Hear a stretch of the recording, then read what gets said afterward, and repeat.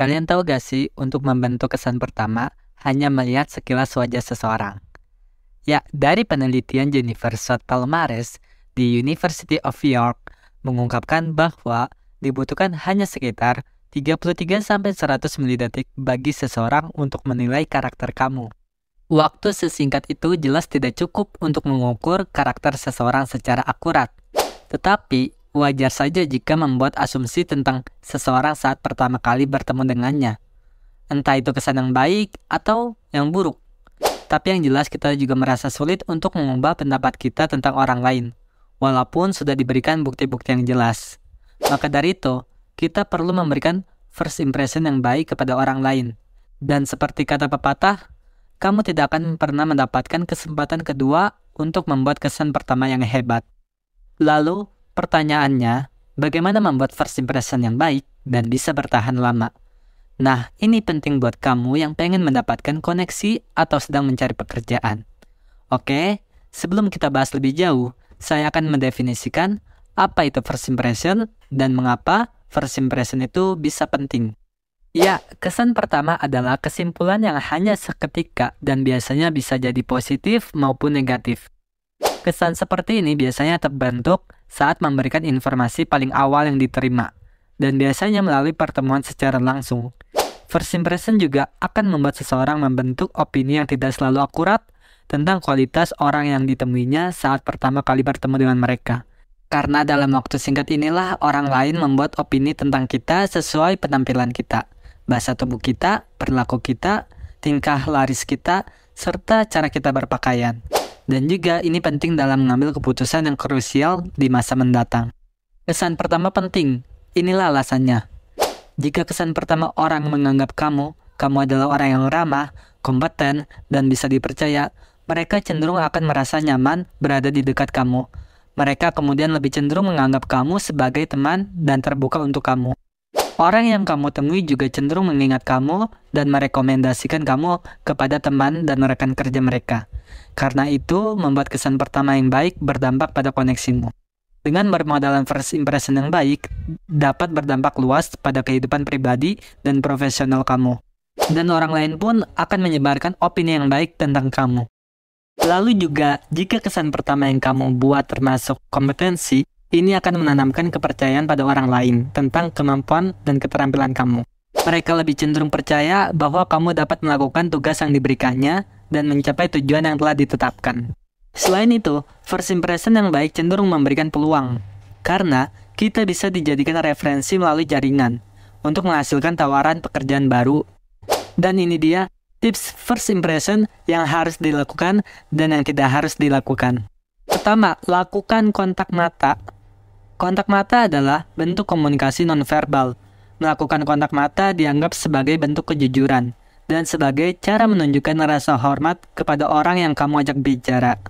Mempertahankan kontak mata juga menunjukkan bahwa kamu memperhatikan orang lain dan mendengarkan apa yang mereka katakan. Cobalah untuk melakukan kontak mata sebelum kamu mulai berbicara, dan pertahankan kontak mata secara teratur selama kamu melakukan obrolan. Tetapi, jangan sampai kamu melakukan kontak mata yang bisa merendahkan orang tersebut. Kedua, berikan senyuman. Senyum yang tulus membuat orang nyaman dan membuat orang merasa diterima. Senyum yang tulus bisa menciptakan kesan kepercayaan dan ketulusan. Ketiga, berpakaian apa yang kamu gunakan. Dengan pakaian yang kamu gunakan, sangat berkontribusi pada kesan pertama kamu. Seorang peneliti dari Kanada yaitu Caroline dan Lukite menemukan bahwa orang-orang akan dipengaruhi oleh penampilan kamu. Apakah mereka menyadarinya atau tidak? Dan apakah mereka menganggap penampilan itu penting atau tidak? Singkatnya, apa yang kamu gunakan itu memiliki konsekuensi. Dengan begitu, kamu harus memastikan pakaian kamu harus sesuai dengan kondisi dan situasi. Seperti berpakaian terlalu santai untuk wawancara kerja, cenderung menimbulkan kesan bahwa kamu tidak serius dengan pekerjaan itu. Keempat, jadilah otentik. Karena jika kamu terus-menerus memikirkan apakah kamu sudah mengatakan atau melakukan hal yang benar, dan pemikiran seperti ini sering dianggap sebagai ketidakjujuran. Menjadi otentik berarti mengetahui kekuatan dan kelemahan kamu, dan mengkomunikasikannya dengan cara yang penuh perhatian. Kelima, jadilah komunikator yang baik. Seorang komunikator yang baik lebih banyak mendengarkan daripada berbicara. Menjadi pendengar yang baik adalah berbicara hanya sepertiga dari yang kamu dengarkan. Mendengarkan lebih banyak menunjukkan bahwa kamu penuh perhatian dan orang lain pun merasa omongannya itu didengar. Keenam, gunakan bahasa tubuh yang positif. Bahasa tubuh adalah sebagian besar dari komunikasi.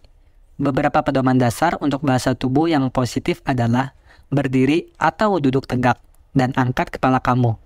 Kamu akan menampilkan diri kamu sebagai orang yang nyaman dan percaya diri, serta kamu bisa melakukan berjabat tangan untuk menunjukkan kesan yang baik dan percaya diri. Ketujuh, berempati. Dengan berempati dengan seseorang dapat berkontribusi pada hubungannya yang kuat. Ini menunjukkan bahwa kamu memahami mereka secara emosional. Kedelapan, lakukan riset dan bersiaplah. Melakukan beberapa penelitian dasar dapat membantu kamu memahami konteks dan lingkungan tempat kamu berada. Hal ini karena bisa membantu kamu berpakaian dengan tepat dan juga bisa menyesuaikan bahasa yang harus digunakan. Kamu juga dapat menemukan informasi tentang orang lain itu yang digunakan untuk memulai percakapan. Mempersiapkan sebelumnya akan membuat kamu merasa lebih nyaman dan juga akan menunjukkan bahwa kamu tertarik dan fokus. 9. Bertindak percaya diri. Walaupun merasa tidak berani, cobalah untuk bersikap pede. Penampilan percaya diri ini akan berkontribusi pada kesan pertama yang lebih baik. Ke-10. Selalu tepat waktu. Kebiasaan telat harus kamu hilangkan sekarang juga.